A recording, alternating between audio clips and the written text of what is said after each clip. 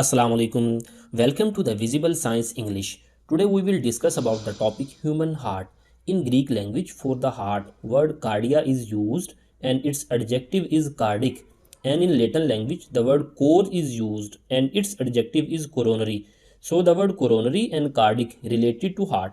Heart is located in the middle of the thoracic cavity between both the lungs, but it is little bit tilted towards the left side because right lung is larger as compared to left lung. Heart is enclosed by a membrane called pericardium, and inside the pericardium there is a cavity which is called pericardial cavity, and pericardial cavity is filled with the pericardial fluid, and inside this cavity there are heart muscles. For further understanding, we will take a small cross section of the heart to understand its wall. On external most boundary, heart is enclosed by a membrane pericardium. Pericardium consists of further two membranes, fibrous pericardium and serous pericardium. Outer is the fibrous pericardium, and inside fibrous pericardium there is serous pericardium. Actually, serous pericardium further consists of two membranes. The outer that is stuck with the fibrous is called parietal serous pericardium, and inner is visceral serous pericardium. So you can say that pericardium is consist of three membranes: fibrous pericardium, parietal serous pericardium, and visceral serous pericardium. And between parietal and visceral pericardium there is a cavity which is called pericardial cavity, and which is filled with a fluid that is called pericardial fluid, which is used to reduce the friction between heart walls, heart muscles when heart is contracted, and it is also avoid the overfilling and overextension of heart chambers.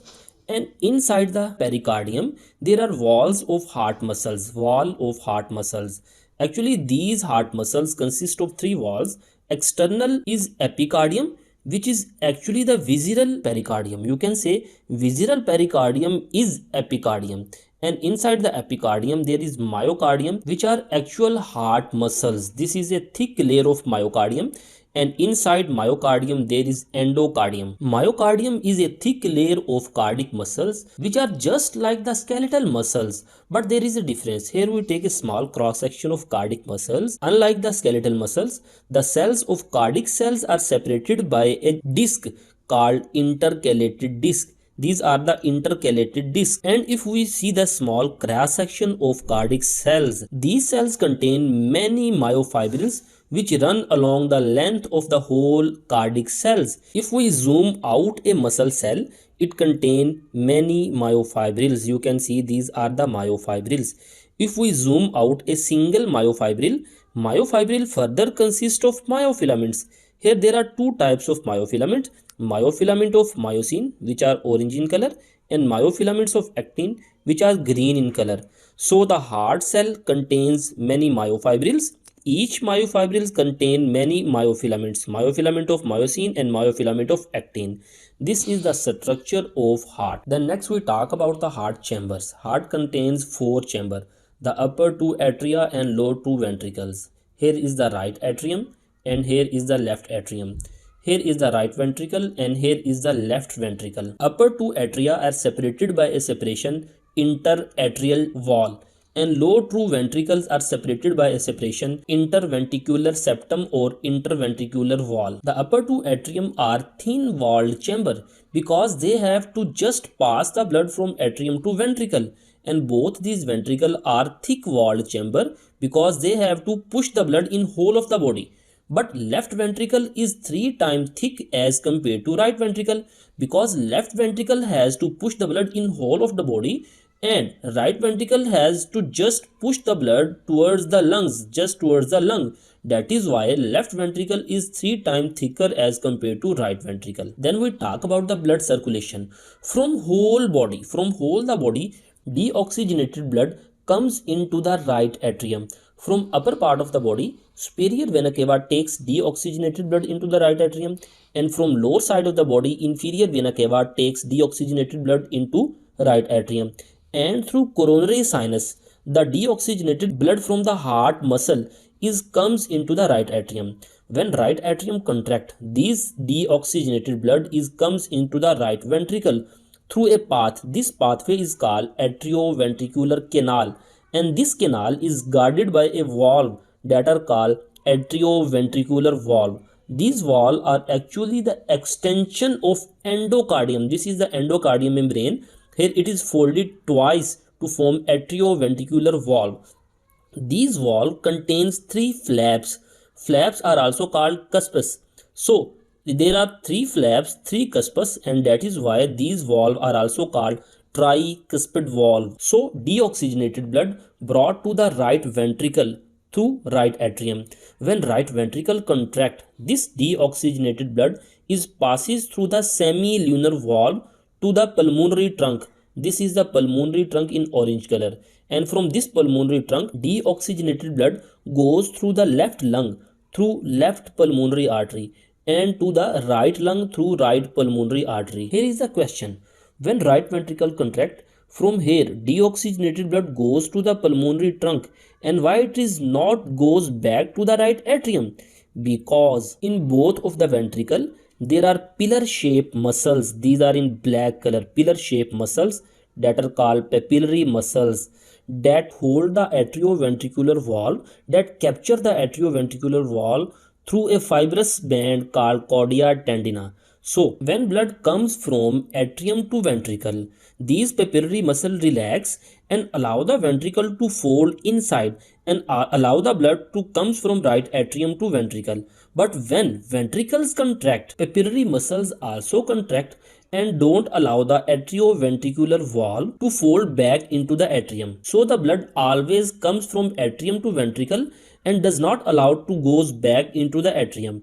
And in the same way, blood from the atrium is goes to the pulmonary trunk and it will not returns into the atrium because there is semilunar valve that allow the unidirectional flow of blood. So in lungs, the gaseous exchange takes place and deoxygenated blood returns to the left atrium as oxygenated blood. So the oxygenated blood from the lungs returns to the left atrium through two left pulmonary veins and two right pulmonary veins. And when left atrium contract, oxygenated blood comes to the left ventricle through bicuspid atrioventricular valve. When left ventricle contract, this oxygenated blood is supplied to the body through aorta. This is the aorta, and also supplied to the heart muscles through the coronary artery. And this aorta is descending down into the lower body, descending aorta that supply blood to the lower body. And here are the three branches that supply blood to the upper part of the body. Here you can say aorta that supply to the upper part of the body through the coronary artery, and it is descending downward to the different part of the body. And during the downward flow, aorta is subdivided into different arteries to supply the different organs of the body. Here is the mesenteric artery that supply blood to the stomach. Actually it supply blood to the alimentary canal, whole of the alimentary canal. And this is the renal artery that supply blood to the both of the kidney. And when aorta further descending down, it is split into two iliac artery that supply blood to both of the legs. And during this process, oxygenated blood release oxygen into the tissue and takes carbon dioxide from the different parts of the tissue. And deoxygenated blood is returns to the heart. From two legs, iliac vein join to form inferior vena cava, and renal vein is also joined with it from both of the kidney, and hepatic vein also join with it from the liver. Here is the hepatic portal vein and here is the hepatic vein. What is the difference? Hepatic portal vein carry deoxygenated blood from alimentary canal to liver, and hepatic vein carry deoxygenated blood from liver to the inferior vena cava. And hepatic portal vein also carry deoxygenated blood. Hepatic vein also carry deoxygenated blood.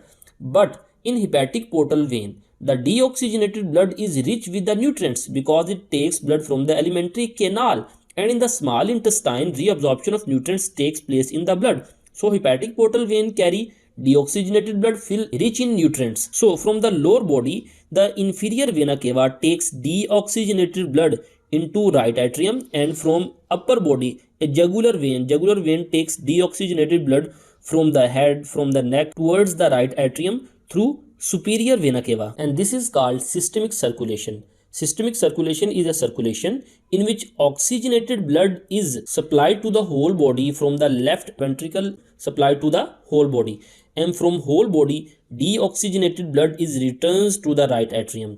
This circulation is systemic circulation because it takes blood to the systems, to the body system, physiological system.